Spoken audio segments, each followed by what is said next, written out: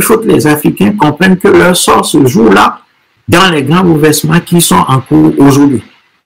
Et donc, pour que nous ne puissions pas louper le train, nous avons besoin de mettre l'Afrique en ordre de bataille, de sorte à ce que l'Afrique puisse affronter les grands bouleversements en cours de manière positive. Mais pour le faire, nous avons besoin d'une gouvernance autre que les gouvernants actuels. C'est ça notre travail. Donc, notre travail ne consiste pas là à rester à applaudir la Chine ou la Russie, ou soi-disant se venger des Occidentaux, comme si, à un moment donné, la Russie et la Chine vont dire, super, bon, comme les Africains nous ont acclamés, nous ont applaudi, ils n'ont pas participé à la bataille, mais ils nous ont soutenus, ils ont applaudi.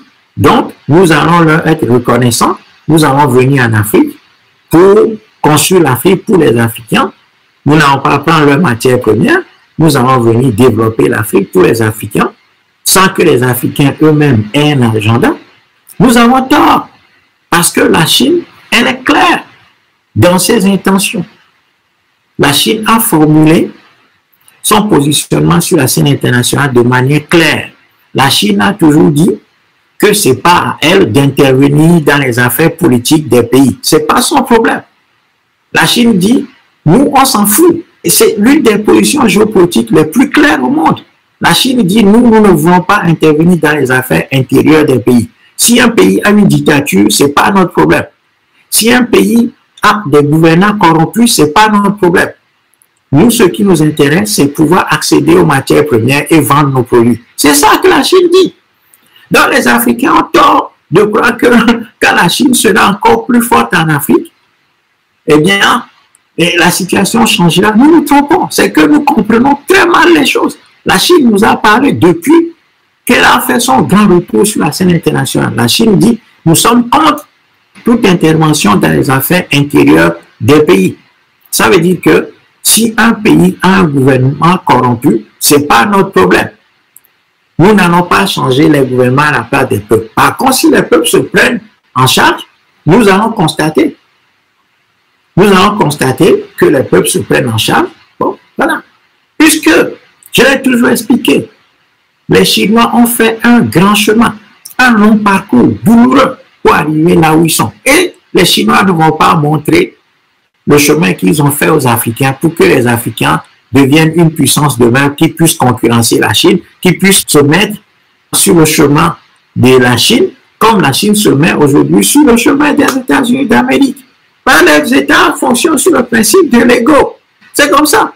Donc, il faut que les Noirs comprennent la situation et ne soient pas dans une sorte d'euphorie euphorisante qui va nous amener à la désillusion la plus totale, la plus éhontée.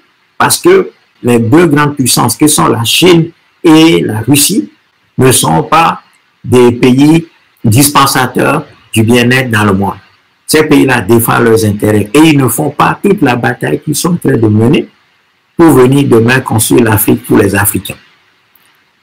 Voyez? Donc, ce qui est de notre responsabilité relève de notre responsabilité. Il ne faut pas qu'on renverse nos responsabilités sur les autres en espérant que quand la Chine et la Russie vont avoir un rôle plus prépondérant dans la gouvernance du monde, eh bien que l'Afrique va s'en sortir à bon compte sans que les Africains payent le prix de leur liberté et de leur devoir. Nous nous trompons totalement.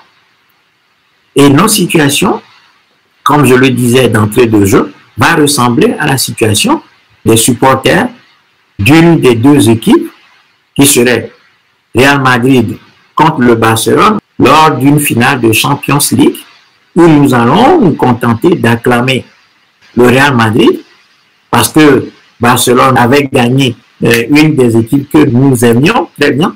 Donc nous avions des dents contre le Barça, donc nous allons soutenir le Real. Et puis à la fin du match, nous allons dire que nous avons gagné. Mais en réalité, les spectateurs n'auront rien gagné. Ils se sont contentés d'applaudir le Real Madrid. Et puis à la fin, qu'est-ce qui se passe? Bon, il ne leur restera que des souvenirs d'avoir assisté à un joli match, à un beau match. Et puis, bon, ils vont dire, nous avons gagné. Hein, nous soutenions le Real Madrid, nous avions gagné. Sauf que c'est une illusion de victoire. Parce qu'en réalité, ce sont les 11 acteurs, c'est l'équipe Real Madrid qui aura véritablement, ce sont les joueurs de l'équipe gagnante qui vont avoir à la fois le trophée, la renommée, le titre et les primes de match et tout ce qui va avec, quoi. Tous les honneurs. C'est pas les spectateurs. Donc, nous nous trompons en nous mettant dans la position de spectateurs parce que nous avons des raisons légitimes de nous opposer aux Occidentaux et de vouloir leur défaite, bien sûr.